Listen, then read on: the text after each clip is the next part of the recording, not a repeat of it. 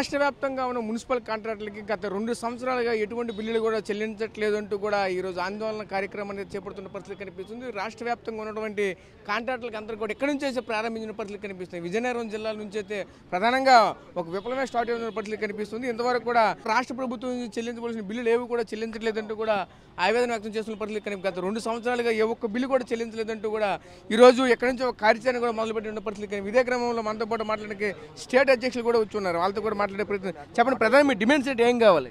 ప్రధాన డిమాండ్ ఏం లేదండి, మాకు కావాల్సిన పేమెంట్స్ మాకు రావడం మాకు ఇవ్వాలనేది మా ప్రధాన డిమాండ్ అండి. 2 ఏళ్ళ నుంచి పేమెంట్ జరగలేదు ఇక్కడ విజయనగరం మున్సిపల్ కార్పొరేషన్ కూడా. దాదాపు 16 కోట్ల రూపాయలు పెండింగ్ ఉంది. ఈ 16 కోట్ల రూపాయల పెండింగ్ను ఇమీడియట్గా మాకు చెల్లించాలి. మమ్మల్ని కూడా మీ విజయనగరం మున్సిపాలిటీ అభివృద్ధిలో మమ్మల్ని భాగస్వాములు చేయండి, ఆ డబ్బులు ఇచ్చి పేమెంట్ చేసి అనేది మా ప్రధాన డిమాండ్ అండి ఈరోజు. అంటే ప్రస్తుతానికి ఉన్నటువంటి ఈ గవర్నమెంట్లో ఉన్నటువంటి బిల్లు కూడా సేమ్ అదే జాప్యం జరుగుతుంది. ఓన్లీ వైసీపీలో ఉన్నటువంటి ప్రభుత్వంలో జరిగినటువంటి పనులకే జాప్యం జరుగుతుంది? లేదండి, అన్ని పనులకు కూడా ఇప్పుడు జాప్యమే జరుగుతుంది. ఎందుకంటే స్టేట్ ఆర్థిక పరిస్థితి బాగాలేదనే విషయం మాకే కాదు, మీ అందరికి మీడియాకు కూడా బాగా తెలుసు.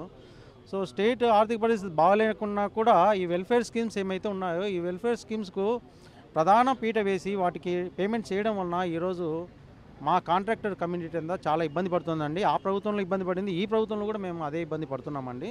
సో వీటన్నిటిని కూడా మీ ద్వారా ప్రభుత్వం దృష్టికి తీసుకురావాలనే ముఖ్య ఉద్దేశంతోనే ఈ ధర్నా చేపట్టడం జరిగిందండి విజయనగరం జిల్లాలో. మీరు చెప్పండి, ప్రధాన మీ డిమాండ్స్ ఏంటి, ఏం కావాలండి? ప్రజెంట్ ఇక్కడ ఉన్నటువంటి ఏ విధంగా ఇబ్బందులు పడుతున్నారు? ప్రజెంట్ ప్రభుత్వం నుంచి కూడా మీకు రావాల్సిన లావాదేవీలు ఏ విధంగా ఉన్నాయండి? కాంట్రాక్టర్ల ఇబ్బందులు చాలా రకాలుగా ఉన్నాయి. అన్నిటిలో కానీ పేమెంట్ అనేది మెయిన్ ఇబ్బంది. బిల్లులు పెండింగ్ బిల్లులు చెల్లించడం అనేది మెయిన్ ఇబ్బంది. దానికి పాత గవర్నమెంట్ సిఎఫ్ఎం ద్వారా చెల్లించేది, ఇప్పుడు కొత్త గవర్నమెంట్ నిధి పోర్టల్ అని పెట్టింది. ఆ నిధి పోర్టల్ కూడా పూర్తిగా పనిచేయకపోవడం వల్ల అందరికీ పేమెంట్లు సమంగా అవ్వకపోవడం వల్ల 2 సంవత్సరాల క్రితం నుంచి కూడా 4-3 బిల్లు అవ్వడం, తక్కిన బిల్లు ఉండిపోవడం, ప్రతి ఒక్కరికి కూడా బిల్లులు పూర్తిగా పేమెంట్ అవ్వకపోవడం, సీరియల్ మెయింటైన్ అవ్వకపోవడం, పూర్తిగా పేమెంట్ అవ్వకపోవడం వలన నిధి పోర్టల్లో సమస్యలు రావడం వల్ల కూడా కాంట్రాక్టులు ఇబ్బందులు పడుతున్నారు. ఏ విధంగా పేమెంట్ ఇవాళ పని చేస్తే 5 నెలలు కానీ 6 నెలలు కానీ లేకపోతే నెల కానీ బిల్లులు వస్తాయని నమ్మకం లేకుండా పోయింది.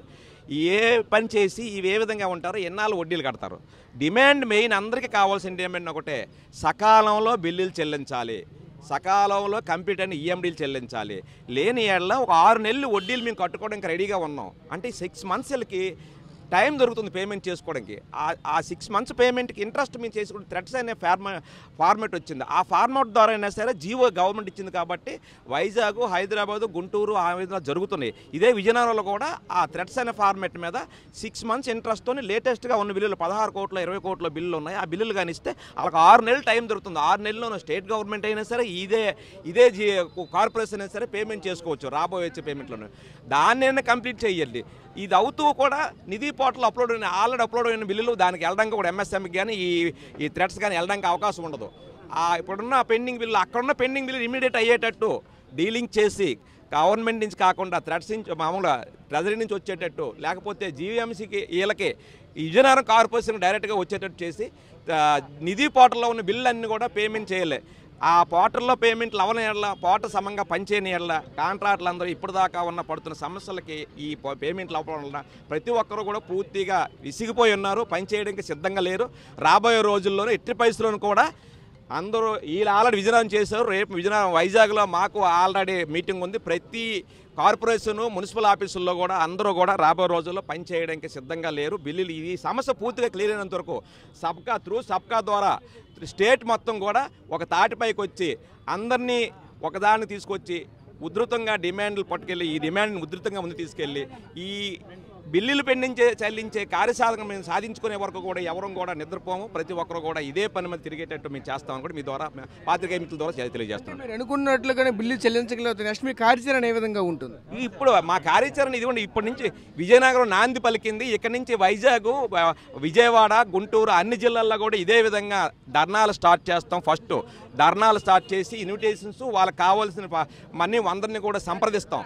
ఇవన్నీ పూర్తిగా స్టేట్ లెవెల్ మొత్తం అందరి దగ్గరికి దీన్ని స్లోగన్ తీసుకెళ్తాం. ఈ విధంగా కాంట్రాక్టులు ఇబ్బందులు పడుతున్నారు. ప్రతి ఒక్కరూ ఏదో విధంగా హాస్పిటల్స్ కానీ లేకపోతే ఇబ్బంది పడితే, లేకపోతే ఆటో వాళ్ళు ఇబ్బంది పడితే ఇమీడియట్గా రెస్పాండ్ అవుతున్నారు. కాంట్రాక్టులు ఇబ్బంది పడితే ఎందుకు రెస్పాండ్ అవ్వట్లేదు?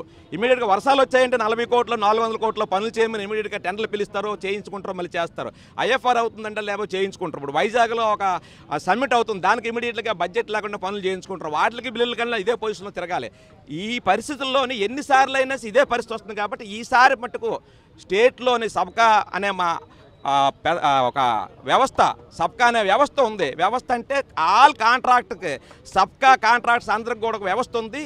ఎక్కడికక్కడ ఇండివిజువల్గా కాకుండా ఆ వ్యవస్థను పట్టుకుని అందరినీ కలుపుకుంటూ స్టేట్ మొత్తం కూడా ధర్నా చేయాలి. స్టేట్ మొత్తం కూడా ఈ బిల్లుల కోసం కానీ ఉన్నటన్నిటి కోసం కూడా మా స్లోగన్ తీసుకెళ్ళాలనే డిమాండ్ మేము ఆల్రెడీ గవర్నమెంట్కి మీ పత్రికల ద్వారా తెలియజేస్తున్నాం. ఇది రాను 2-3 నెలలు కానీ నెలల్లోనూ కానీ అన్ని విధాలా కూడా అన్ని కార్పొరేషన్లు, అన్ని మున్సిపాలిటీలు, అన్ని పిఆర్లు, ఆర్ఎన్బీలు అందరినీ కూడా కలుపుకుంటూ కూడా ఈ ధర్నా కాంట్రాక్టులు పేమెంట్ చెయ్యాలి అనే విధానాన్ని మట్టుకు ముందు వరుసలో తీసుకెళ్ళడానికి మేము సిద్ధంగా ఉన్నామండి. సో చూసాం కదా, ముఖ్యంగా ఒకటే చెప్పుకోసం నేపథ్యం అయితే కనిపిస్తుంది. ఏదైతే రావాల్సినటువంటి బకాయిలు అనేది వెంటనే చెల్లించిన ఎట్లయితే మాత్రం రానున్న రోజుల్లో ఈ యొక్క ఉద్యమాన్ని అయితే ఉధృతం చేస్తూ ఉంటే కూడా చెప్పుకోసం నేపథ్యం అయితే కనిపిస్తుంది. ఈరోజు విజయనగరం జిల్లాలో ఈరోజు ఆద్యం అయితే పోసుకుంది. రానున్న రోజుల్లో రాష్ట్ర వ్యాప్తంగా కూడా ప్రతి ఒక్క మున్సిపాలిటీలో కూడా ఈ యొక్క కార్యక్రమాన్ని అయితే చేపడతామంటే కూడా చెప్పుకోసం నేపథ్యం కూడా కనిపిస్తుంది. ఇంతవరకు కూడా రాష్ట్ర ప్రభుత్వం చెల్లించడం ఏ ఒక్క బిల్లు కూడా చెల్లించకుండా, నిధులు లేకుండా మా చేత పనులు చేయించుకుంటున్నారు. అదేవిధంగా మేమైతే ఏ విధంగా కూడా బిల్లులు చెల్లించలేని ఎట్లయితే మాత్రం మేమైతే వడ్డీలు కట్టలేకపోతున్నాం. మరొక వైపు అయితే కాంట్రాక్ట్ బాపోతున్న పరిస్థితి కనిపిస్తున్నాయి. కెమెరా పర్సన్ నాయుడుతో రాజేష్, RTV, విజయనగరం నుంచి. చరిత్ర సృష్టించినోడు ఇప్పుడు ఆ చరిత్రని తిరగరాయబోతున్నాడు. అబద్ధాల గోడల్ని బద్దల కొట్టి నిజాలను రాగా మీ ముందుంచబోతున్నాడు. నిజమైన వార్తల కోసం వెంటనే డౌన్లోడ్ చేసుకోండి రా యాప్ని.